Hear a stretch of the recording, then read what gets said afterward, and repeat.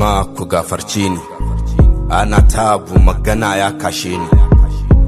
Wasu da yawa sun tuntube ni, wasu sun yi shiru suna ganin abun bai shafe ni.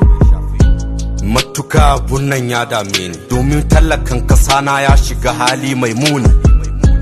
Babu tun yau, babu na gobe, ga fokedin shi yamti ka duba babu koyobe. Abun Allah sarki, ga yunwa tana cinsa an ce ya zauna a daki.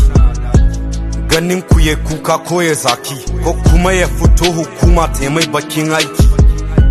Cinsa shansa duk ba a dauka ba, bai kamata a ce mai ya zauna ba, don yin cuta ba ta ajalinsa ba. Ina tabbatar muku yunwa ba za ta ki karshi ba.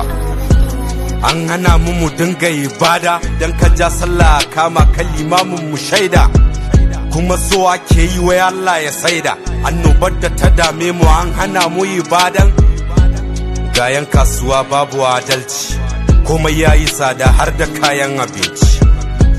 Mutanen garin ku suna kunci, maimakon tausayawa sai ma ku kara zalunci. Burin ka shine ka tara dukiya, gidanka a ci kaza da jarmiya, kai babban gida ka zama miloniya. Baka tuna ba cewa da kwai ranan tambaya, sai ka faɗi taya ka samu naira daya, ko ban faɗa ba ka san ranan akwai takwakiya.